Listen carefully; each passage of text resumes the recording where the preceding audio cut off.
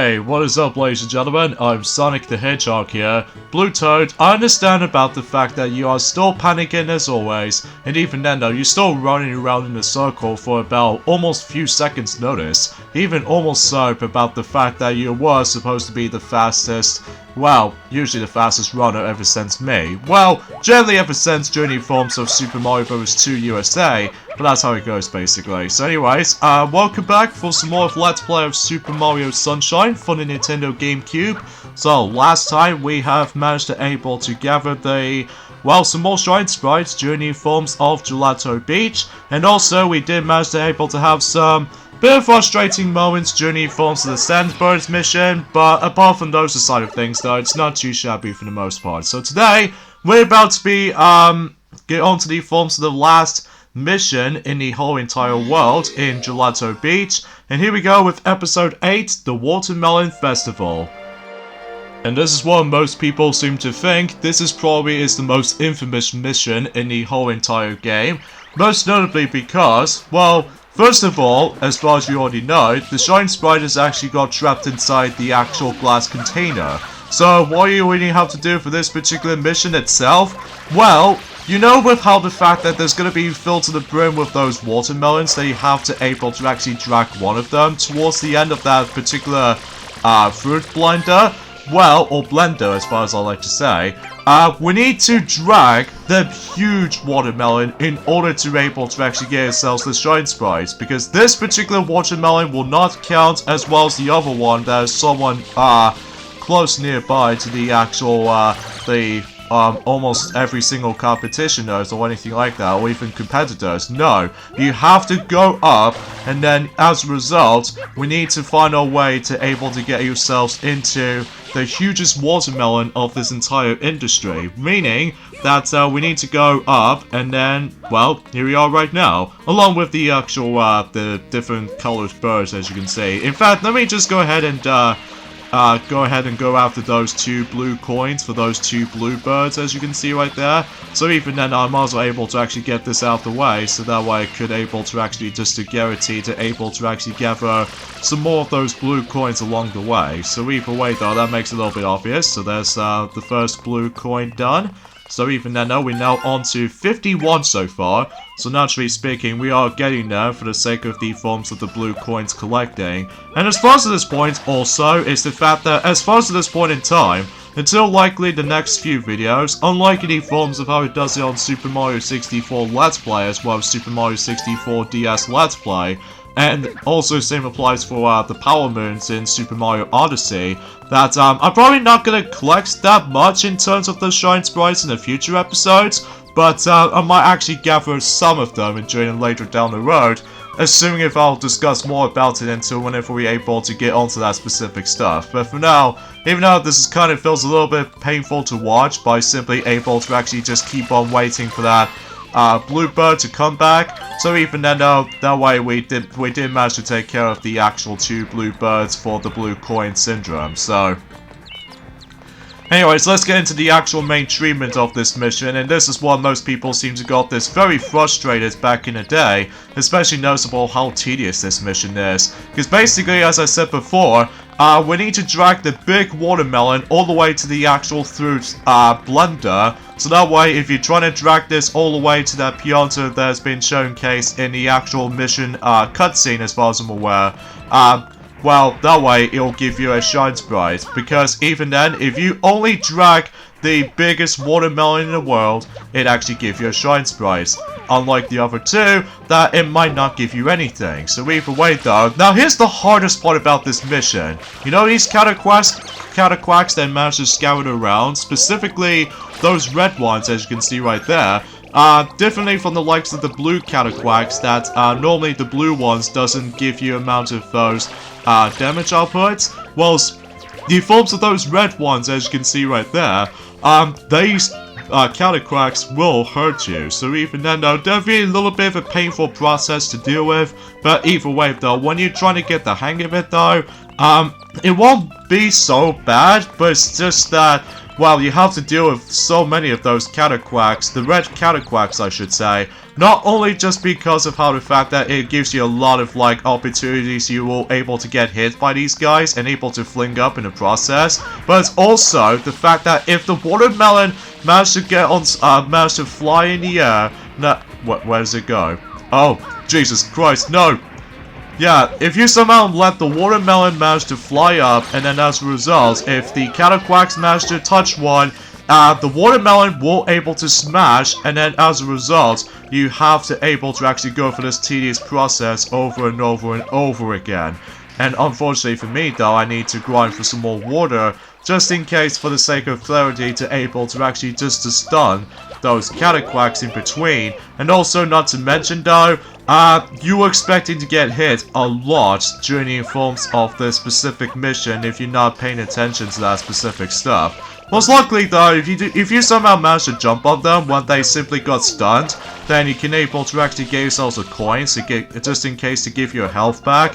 But even then though, I really don't care, because even then I just want to get this mission over with, because even then, I can definitely see most people seem to get super frustrated with this mission at all times. Especially back in the day, they seem to able to ignore it. Especially noticeable how the fact that this can be described as in, this is one of the hardest reasons about the fact that what makes 100% in this game is actually a lot harder compared to the forms of Super Mario 64, or even Super Mario 64 DS, and even Super Mario Galaxy and Super Mario Galaxy 2, and even especially noticeably with Super Mario 3D Land, despite it was actually a handheld game.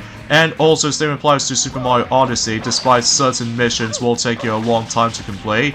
So anyways, let's go ahead and just drag this watermelon all the way to this side, so that way not only just they're able to actually...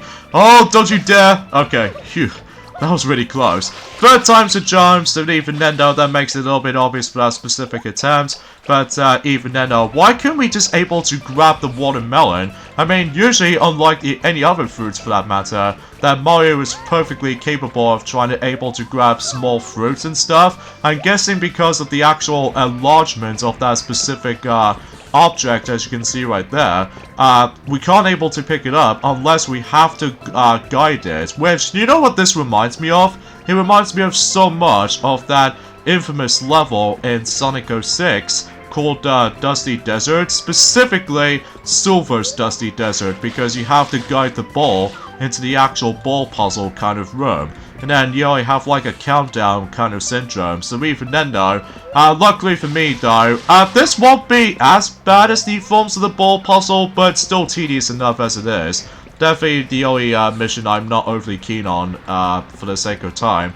But luckily you can only do it just once though, so even then though, that's all I can really must confess for this point. So, with now the hard parts out of the way, let's just get on to the easy part by simply able to carefully guide the actual giant watermelon all the way to the actual fruit blender. So that way if you manage to drag it all the way from here, then you were able to win the actual Shine Sprite itself. So even then though, after that particular Pianta was trying to tell us, you are the winner. So either way, yeah, that's as far as I can say about it. So either way, definitely the most tedious mission in the whole game. So at least expecting for this matter though. Especially with the actual another Shine Sprite type that I was going to be mentioning. So, screw you, I don't care. I really need that fruit. I need that Shine Sprite. And that is what I'm going to stand on to that fruit blender itself. Which can be pretty dangerous at points. Despite, you know how dangerous fruit blender soul blades they actually become.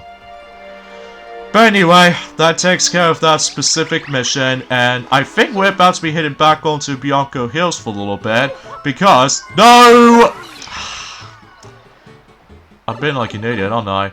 You know, it kind of does the same thing for the Rayman Raving Rabbids Let's Play, when Silver has recently finished that Let's Play, and then he accidentally managed to jump right back into the actual exact same minigame that I did not even notice because of how the fact that he has a nunchuck issue.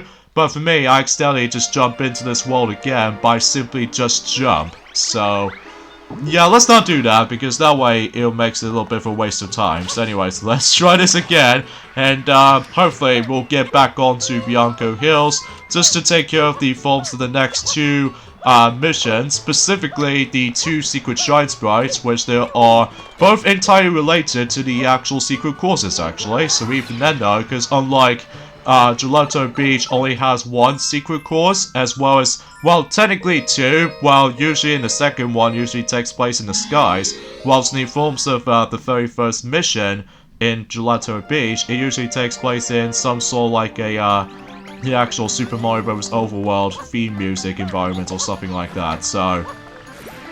But even then though, that could be also the same applies for, Record Harbor as well, despite the fact that in the first Secret Shine Sprite you have to beat a certain amount of time in Record Harbor, and then also in, well, in episode 2 specifically, then on episode 4, the Secret of the Record Tower, that usually takes place in the actual, obviously, the obstacle course itself. So even then though, that makes it a little bit obvious for that point. So anyways, let's go ahead. Well, so the forms of Bianco Hills, and especially noticeable in the next worlds that we'll about to be talking more about it until later on throughout.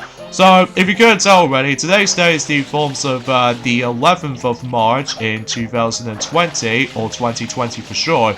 Not much else has been going on for this point, sadly, apart from the fact that, well, for the majority of the actual Let's Play, as you can tell, I'm going to be discussing upon the actual lot of missions a lot, because specifically because whenever we get onto the new selections of missions, then I can able to discuss upon more stuff. So even then though, let's hit on to this particular cave secret right here, and once again we need to get ourselves all 8 of those red coins, and then that way, once that's been done, then the shine sprite will appear, and then we can move on to the next one, which is on the Dirty Lake. So even then though, that's the only things I can able to describe about that specific stuff, so...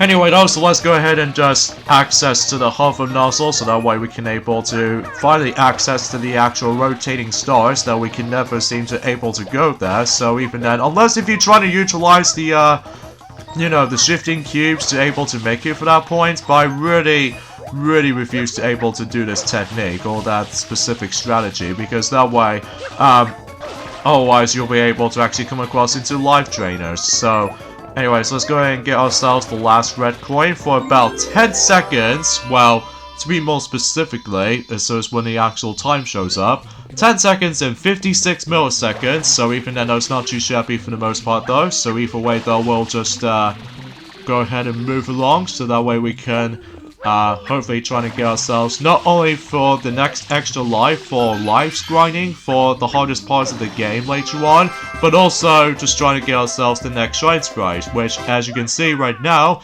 we're now on to 34 shine sprites. So don't worry folks, we are getting there. We are getting there for the sake of the forms of likely almost towards the halfway point of the 100% completion. So, or specifically for this matter though, is the fact that I'm pretty sure that we've only got about, I don't know, I think we're actually now on to the first quarter of the game actually for this point right now, because we actually did manage to get ourselves 30 plus particular shine sprites in general, so...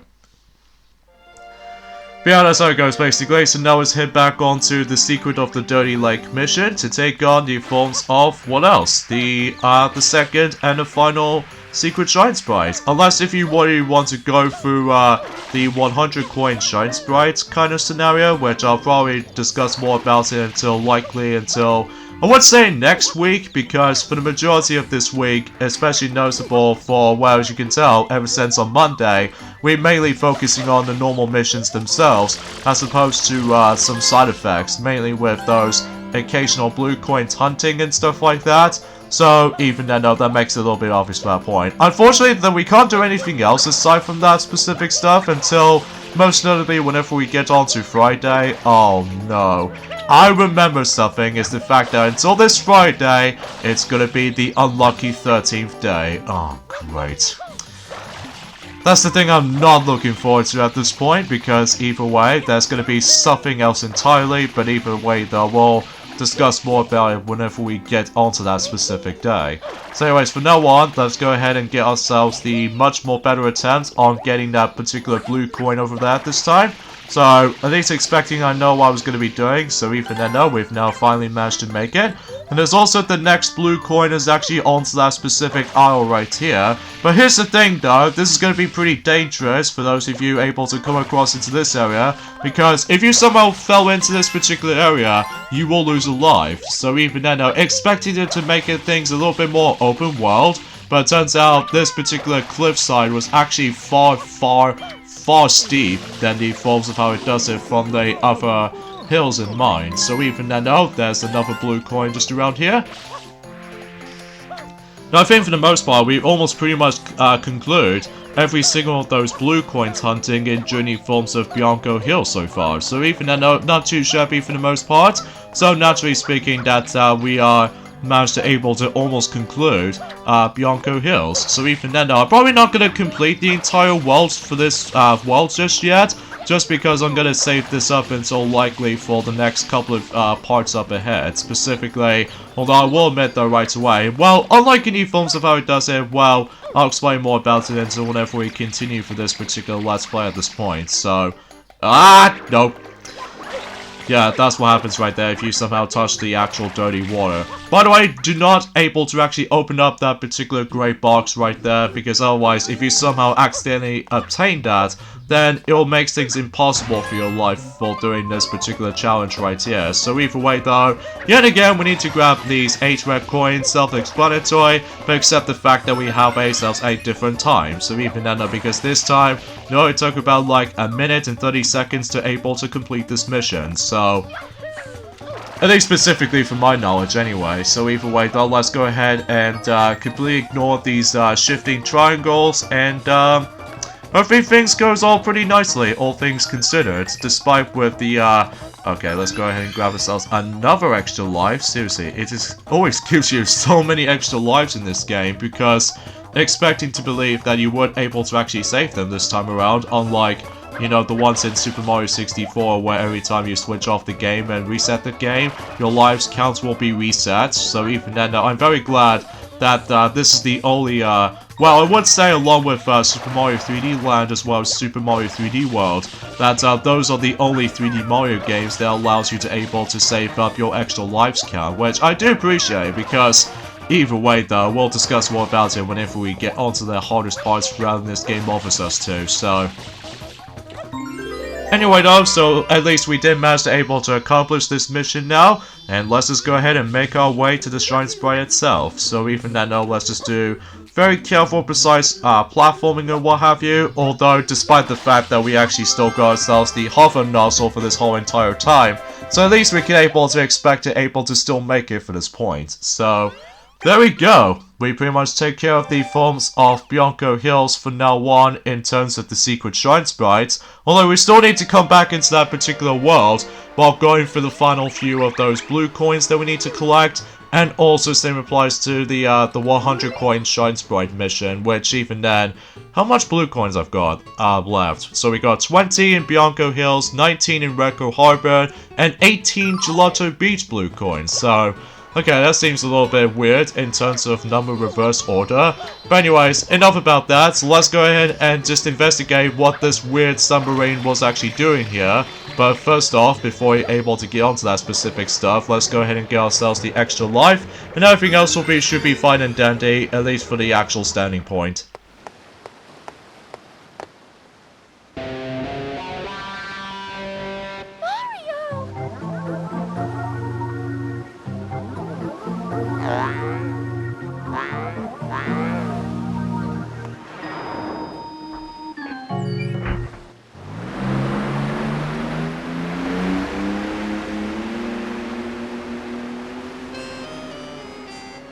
That is Peanut Island.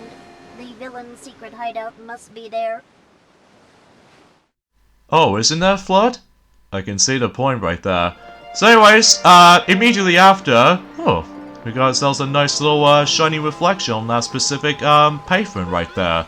Although, not only just because of how the fact that, as you can see, we've now actually access to another new world by simply hit onto the cannon and blast off into the actual amusement park over to the distance, which actually leads us to Peanut Park. And the first mission we have is episode 1, Mecha Bowser appears. Most people seem to think that this is probably one of their fan favorite missions in the whole entire game, including the best mission in the whole entire game. Probably because of the most intense moments that's been coming up. So either way though, for the most part, for some reason it seems it takes place in the actual beach for some reason at the beginning, but it's not that much of a big of a deal until likely the next mission, because all we need to do is just basically we need to head in towards the actual amusement park, and as a result, that we need to chase after, you know, Shadow Mario again. But except, well, you can't do anything to him though, so you have to chase after him all the way to the actual, I would say the paddling pool kind of scenario.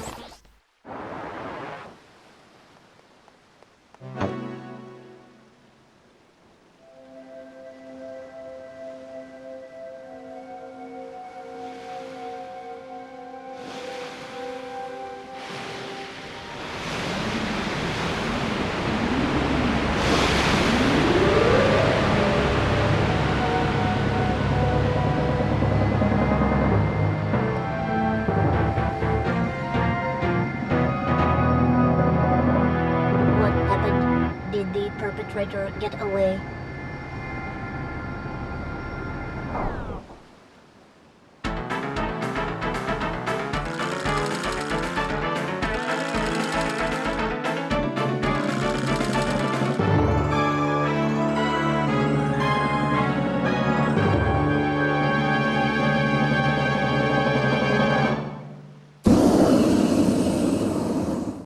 Jeez Louise, this thing is huge. Amazing, what a spectacle. Is this a new show of ours? I'm pretty sure you guys are great. Whoever hired you needs a raise. I love how you play the fearless hero and he's like a bad version of you, but you both look the same and stuff. Well, as director of this park, I want and ensure your success. So, how about I provide you with a hero's vehicle? Follow me. Okay, and this actually leads us to... oh, this music, man.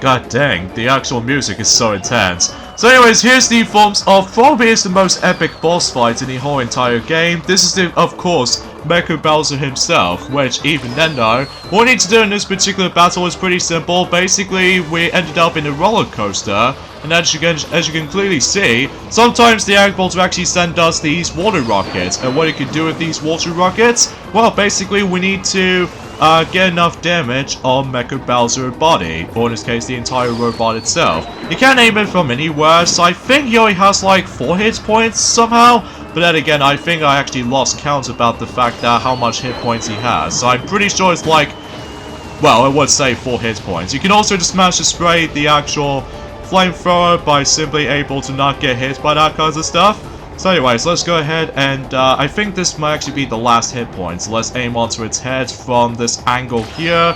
And boom! There we go. As soon as you get enough hits on him, then he's done.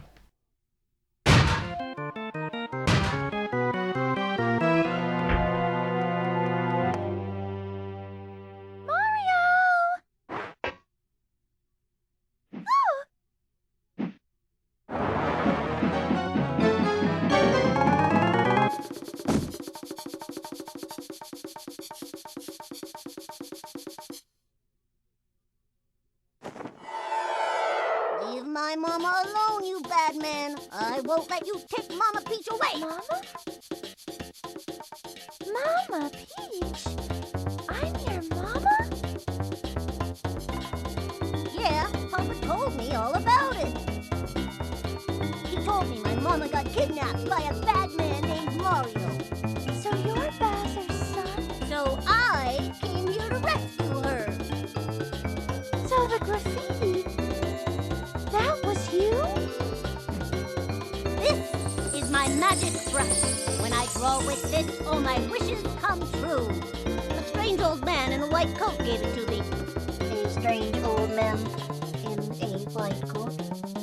But why would you pretend to be Mario? Papa told me everything. He said, Mario's a bully, he never fights fair. he said, Junior, you gotta try to outsmart Mario. so I tried to get Mario sent to prison. But they didn't lock him up, and now he came to steal Mama Peach again. You pest! Stop following us!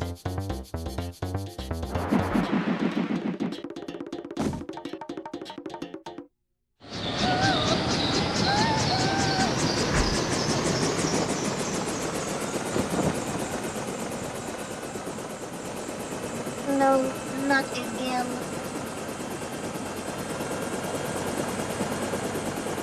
It appears to be heading toward Corona Mountain. It looks like Princess Peach has been kidnapped once again, and it's up to Mario to rescue her again. But here's the thing though, what a shocker, it appears to be that Shadow Mario was immediately transformed into the newcomer introduced in the Mario series, at least back in 2002. He was actually known as Bowser Jr., aka Koopa Jr. in Japan. So, yeah, it seems a little bit of an interesting plot twist has been going on around here. So even then though, it looks like Bowser Jr. was actually some sort of like a real culprit that's behind all this. But even then though, it makes it pretty standard stuff when it comes to likely some kidnapping the princess kind of scenarios like so. Even before when New Super Mario Bros. On the Nintendo DS came around. So anyways, let's head back onto this world right here, Peanut Park, and here we go with episode 2, The Beach Cannon's Secret. Now, unlike the first episode that we can able to explore around in the actual amusement park itself, in here, basically, we're gonna have to deal with the actual beach area this time. So even then though, because we have ourselves some sort of a mini-boss going on around here, which appears to be the actual Monty Mole himself. And basically, there's also a way you can able to actually get yourselves several of those blue coins in this area by simply able to let those bullet bills destroy the actual basket cages and stuff like that. I'm probably not going to do that right now, but I will do that at some point during, I would say on next Monday I'll do so, because either way, I'm going to have to mainly focusing on most of those missions as much as possible, or else I'm going to have to go for any other blue coins in the future. So here we go, on to these returning enemies from the Mario staples of the universe, such as, of course, we still got bullet bills, and we still got these bob-bombs right here. What's really weird is the fact that, unlike in Super Mario 64,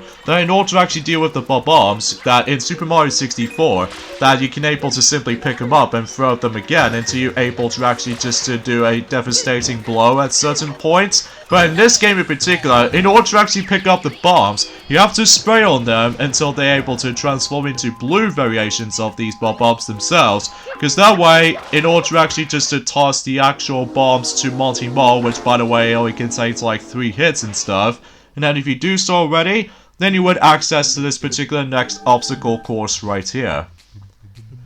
Gotta think about it, this particular obstacle course might be slightly short, and also I really love the actual environment as you can see on the background, because it almost inspires the Yoshi's Island kind of vibe, because as you can see on these little cubes and stuff, not so much for these, because basically as you can see, that whenever when these platforms might turn into black, this means it will disappear for about a few seconds, so even then though, that'll be the challenge to this particular obstacle course right here. But the ultimate treatment for that is the fact that this might give us a hint until later on throughout this game, because even then though, that since we keep on occasionally saw a lot of Yoshi references, like for instance the actual green spotted, you know, kind of a cube platform. So even then, it kind of makes me wonder about the fact that if we might... Oh, jeez, that was really close. There's nothing worth anything for that extra life right over there, just because we really refuse to die. So anyways, let's go ahead and obtain the next Shrine Sprite.